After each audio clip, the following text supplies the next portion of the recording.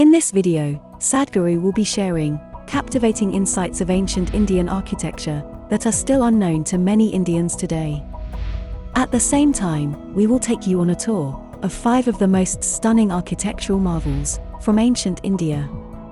So, let us start with this brief video clip of Sadhguru about ancient Indian architecture.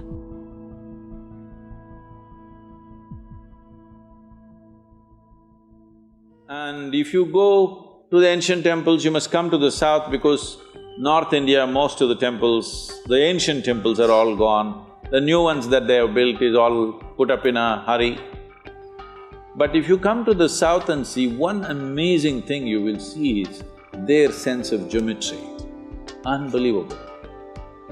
How they arrived at this sense of geometry, 1,000 years ago, 2,000 years ago, absolute geometric sense in their mind.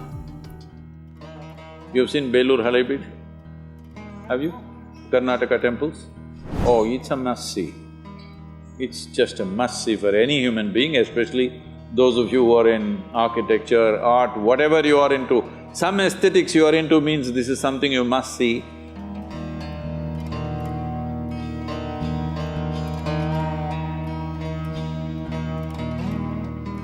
It's more than seeing those sculptures.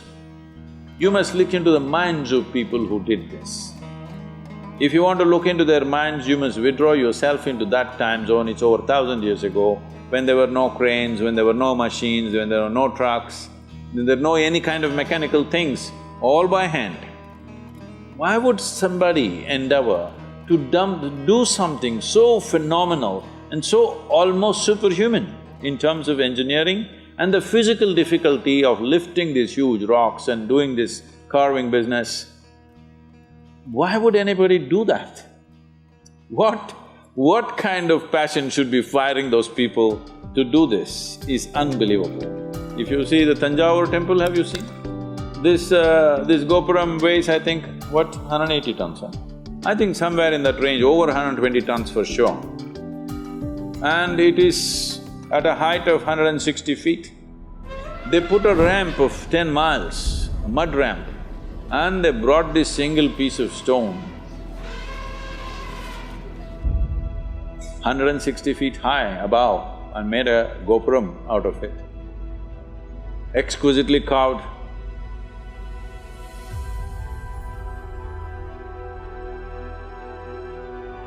Well, in Karnataka, what they carved is soapstone. In Tamil Nadu, Tamil people are crazy.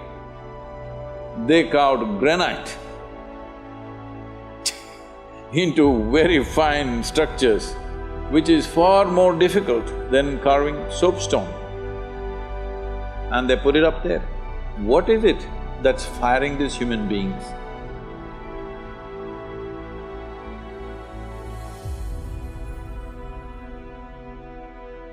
Before you take up any project, you must visit this and see what kind of human beings are these,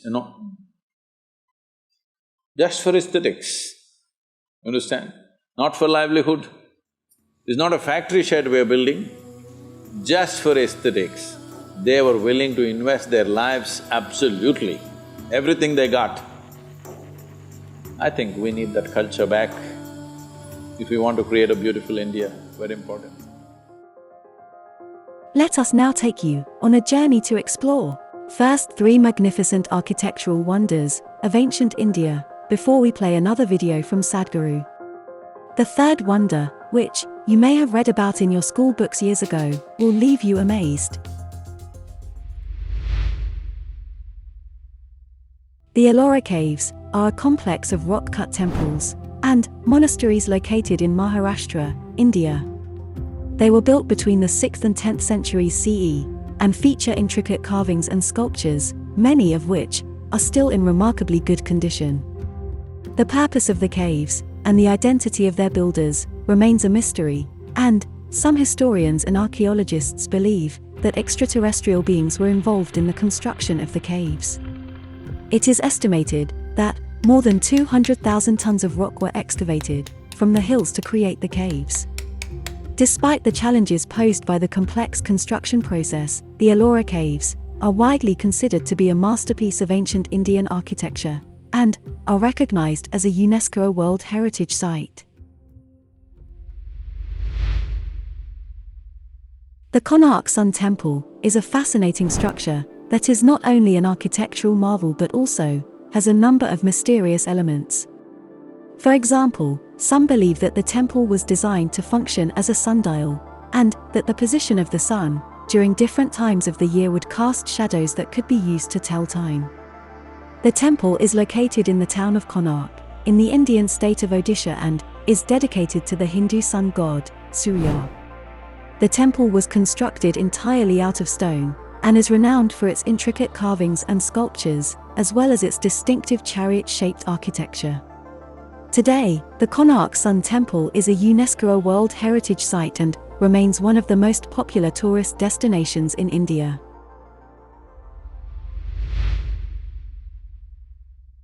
The Great Bath of Mohenjo-daro is a large, well-preserved pool located in the ancient city of Mohenjo-daro, which was once a major urban center of the Indus Valley civilization. The city is located in what is now modern-day Pakistan and dates back to the Bronze Age, around 2500 BCE. The Great Bath is believed to have been a communal area used for religious or ceremonial purposes and is one of the most well-known and impressive structures discovered at the site. The pool was constructed using a complex system of drainage channels and wells, which allowed for the continuous circulation of water and helped to maintain the cleanliness of the pool. The Great Bath of Mohenjo-daro is an impressive feat of engineering and a testament to the advanced technological and architectural skills of the Indus Valley civilization. Despite being over 4,000 years old, the Great Bath remains one of the most well-preserved and fascinating structures from the ancient world. Let's now watch this video, where Sadhguru delves into the fascinating topic of the historical trade and cultural connections that existed between India and Lebanon. You go to Lebanon, there's a place called Baalbek, which is a 4,300-year-old Phoenician temple. Every child in 5th, 6th standard in Lebanon, in school, they all study that Indian builders, Indian sculptors, Indian elephants, Indian labor and Indian yogis came and built this. A huge, massive temple. Each stone, some of the foundations weigh stones weighing 300 tons, they transport it up the mountain and built this. Indian engineers of that time. You have lotus flowers hanging from the ceiling. Obviously, there are no lotuses in Lebanon. It was sculpted by the Indian sculptors. Every Lebanese child knows this. Does any Indian child, any of the Indians, have they heard about it? No. Over 1,000 years ago, Tamil kings went to Angkor Wat and Angkor Thom. Yes. If many of you might have seen this, you will feel proud of being human if you see the work that's been done. It's the largest religious building on the planet, Angkor Thom. Yes. Does any Tamil child in Tamil Nadu, up to 12th standard, read a line about it in his textbook? No. When you don't build pride, how do you build a nation? If you do not build pride, you cannot build a nation. If you're not proud of who you are, why the hell should you stay here? Right now, if the more advanced countries, Western countries, open up their visa policy, 80% of the Indians will swim across the oceans and go away. Now, let us take you to the remaining two ancient Indian architectures, which are sure to captivate your interest. In fact, the foundation of the last one holds a fascinating secret that you may not yet know about.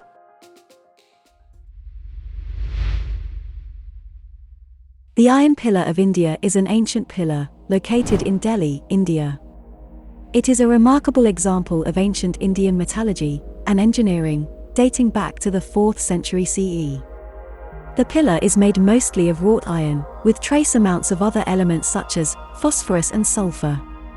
What makes the iron pillar remarkable is its resistance to corrosion and weathering, which is thought to be due to the high phosphorus content in the iron used in its construction.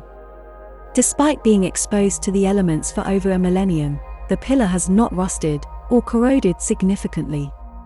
It is also known for its intricate Sanskrit inscriptions, which provide valuable historical information about the Gupta Empire and the king who ruled at the time of its construction, Chandragupta II.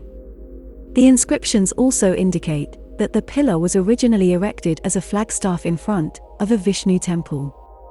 Overall, the Iron Pillar of India remains a fascinating example of ancient Indian metallurgy and engineering.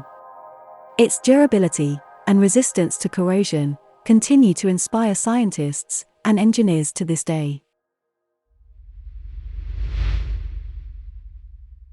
The Taj Mahal is a mausoleum located in the city of Agra, in the northern part of India. It is considered to be one of the most beautiful buildings in the world and is a symbol of India's rich cultural heritage. The foundation of the Taj Mahal is made of wood and is an important structural element of the building. The wooden foundation of the Taj Mahal was constructed to ensure that the weight of the massive marble structure was evenly distributed and to prevent the building from sinking into the soft alluvial soil of the Yamuna River basin on which it is built. The wooden planks act as a shock absorber and help to absorb the vibrations caused by earthquakes and other natural disasters. In recent years, the Archaeological Survey of India has conducted extensive repair and restoration work on the foundation to ensure that it remains stable and secure for future generations. For many years, a widespread belief has circulated that the hands of the workers who constructed the Taj Mahal were amputated to prevent them from replicating such an impressive structure. Before we show you the last clip of Sadhguru, can we humbly ask you to please subscribe to our channel if you have enjoyed the content so far. You must see Ranakpur. Have you seen Ranakpur in Rajasthan? You must see.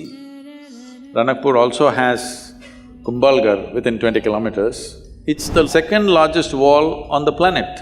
Most Indians know because we keep all the things that we should be proud of a secret. The second largest wall on the planet, which if you look at it aerially, you would mistake this to be Great Wall of China.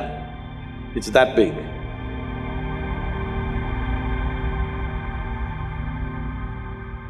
But most Indians don't even know there is a wall like this, it's in Kumbhalgarh. Close to that is Ranakpur. This architect is a madman, but he's a very super sane madman because he knows what he's doing. See, if you build a building, this is a temple with 1,000 columns.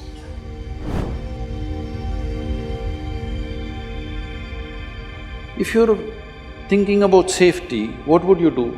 Just in case over a period of time, if one column collapses, because those days the material is only stone, there is no steel and concrete and stuff. You would make sure if one column falls down, there'll be another column which will keep the temple up. No, he built it in such way, the audacity of him is such, if you pull down one column, the entire temple will come down. His pride in his intelligence and capability is such that he made it in such a way, if one column comes, the temple should not exist. And it's standing for over 500, 600 years without an issue. Thank you for watching the video about ancient Indian architecture. We hope you found it informative and fascinating.